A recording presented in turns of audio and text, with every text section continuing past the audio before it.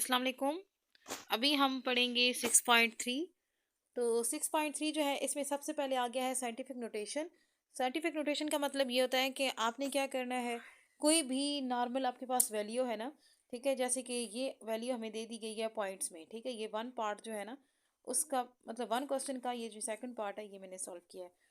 तो इसके अलावा कोई भी हम यहाँ पे दे सकते हैं, जैसे फॉर एग्जांपल मैं कहती हूँ कि ये इस तरह से, ठीक है, अगर मैंने ये वैल्यू लिखी है तो अब इसको लिखने में मुश्किल होती है ना, तो हम क्या कर सकते हैं कि हम इसके ज़ीरो काउंट कर सकते हैं, 1 2 3 4 5 6 7।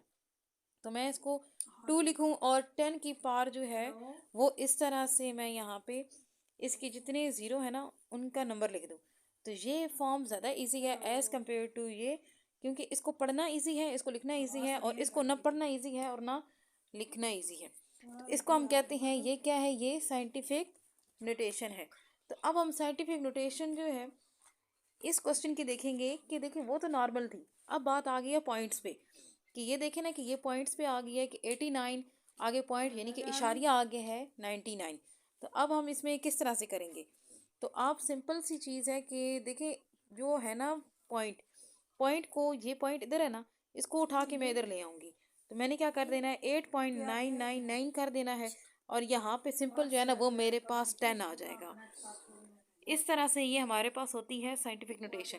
ये एक हो गया। अब देखिए मैंने एक पॉइंट पीछे किया ना, तो इस वजह से सिर्फ टेन आया, या 10 की पावर जो है ना वो वन। अगर वन लिखें तब भी ठीक है, अगर वन ना लिखें तब भी ठीक है, क्योंकि मैंने सिर्फ एक पॉइंट को उठा के पीछे किया है। अभी इस पॉइंट में आपको ज़्यादा जो है ना ये अच्छे से क्लियर हो जाएगा। देखें कि इसमें जो है हमारे पास, आप काउंट कर लें बेशक, यहाँ पे कितने वर्ड्स हैं, 1 2 3 4 5 6 7 8। अब हमारे पास जो है ना यहाँ पे टोटल 8 वर्ड्स हैं।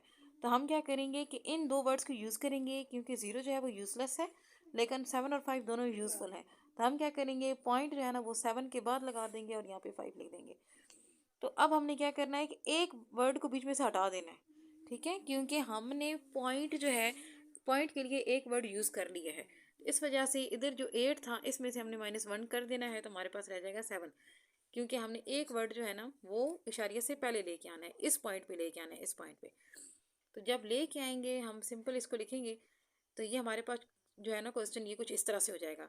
ये यहाँ पे आ जाएगा 7, ठीक है, 0.5 आएगा, और बाकी जो जितने ये वर्ड्स हैं ना ये वाले, और साथ में जो है ना ये 5, इनको काउंट करेंगे तो ये 7 बन जाएंगे।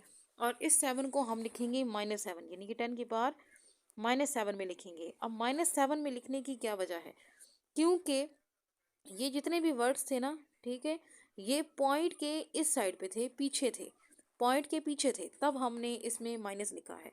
लेकिन हमारे पास अगर कोई आता है क्वेश्चन, जैसे कि ये वाला क्वेश्चन है, ठीक है, तो इसमें हमने उसको पॉजिटिव में लिखा है, क्योंकि ये पॉइंट के इस साइड पे जा रही थी। साइंटिफिक नोटेशन जो है ना वो लेफ्ट साइड पे जब जाती है तो इसको हम पॉजिटिव में लिखते हैं वैल्यूज़ को, लेकिन जब ये जाती है राइट साइड पे तो फिर हम इसको नेगेटिव में लिखते हैं।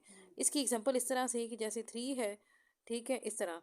तो अब देखें कि साइंटिफिक नोटेशन में जो पॉइंट है वो किधर जाएगा, वो इधर जाएगा, यानी कि 3.0 अगर करें तो फिर हमारे पास क्या आ जाएगा, 10 की पावर 3 आएगा, क्योंकि ये जो 3 वर्ड्स हैं ये इस तरफ गए हैं, तो मैं इसको लिखूंगी 10 की पावर 3, और इसको पॉजिटिव में लिखूंगी, साइंटिफिक नोटेशन उस तरफ गई है। लेकिन अगर मेरे पास जो है कोई भी वैल्यू आती है, जैसे आता है 0.0012, ठीक है, तो अब मेरे पास जो नोटेशन है साइंटिफिक नोटेशन वो इस तरफ मूव करके जा रही है, तो ये हमारे पास होती है नेगेटिव।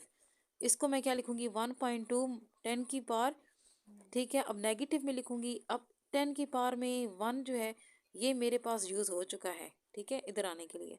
तो पीछे कितने बच गए, ये 1 2 और ये 3, तो -3 जो है ना ये मेरा आंसर आ जाएगा। तो ये बड़े, अभी हम करेंगे 6.3 का जो सेकंड पार्ट है उसका क्वेश्चन। देखिए इसमें हमने डेसिमल फॉर्म लिखनी है, पहले हमने लिखी थी साइंटिफिक फॉर्म। साइंटिफिक में अपने जो भी चीज़ होती है उसको 10 की पावर में लिखना होता है, लेकिन अब हम उसको लिखेंगे डेसिमल की फॉर्म में। तो डेसिमल की फॉर्म में जब आप लिखेंगे तो देखिए हमारे पास जो क्वेश्चन है ना वो कुछ इस तरह से है, तो इसको हमने डेसिमल की फॉर्म में लिखना है। हम क्या करेंगे, सिंपल जो है ना ये 0.86 जो है, ठीक है, उसको क्या कर देंगे, इसके साथ सिंपल आप 10 की पावर 4 लगा के कैलकुलेटर पे मल्टीप्लाई कर दें, या फिर आप क्या करो 0.86 लगा के ना, ठीक है, तो आगे 1 लगा के तो उसके आगे 4 0 लगा दो और उसके साथ मल्टीप्लाई कर दो, तो आपका सिंपल जो है ना वो इसका आंसर आ जाएगा। क्योंकि ये डेसिमल जो फॉर्म होती है इसका मतलब है आपने इसको नॉर्मल फॉर्म में लिखना है। ये साइंटिफिक फॉर्म है जिसमें 10 की पावर आती है, और नॉर्मल फॉर्म इस फॉर्म में होती है जो हम नॉर्मली मैथमेटिक्स में यूज़ करते हैं। इसके बाद जो थर्ड क्वेश्चन है वो है सिंप्लीफाई। सिंप्लीफाई में हमने क्या करना है कि ये 13 क्वेश्चन है, इसको इस तरह से, ये मैंने पूरा क्वेश्चन लिख लिया। ठीक है, अभी हम क्या करेंगे, देखिए ऊपर भी 10 की पावर है और नीचे भी 10 की पावर है। इसको मैं क्या करूँगी कि 10 की जो पावर है ना इसको एक साइड कर लेती हूँ। जैसे मैंने ये भी लिख लिया, ये भी लिख लिया, ये भी लिख लिया, और ये 10 की पावर जो है ना इनको साइड कर लिया।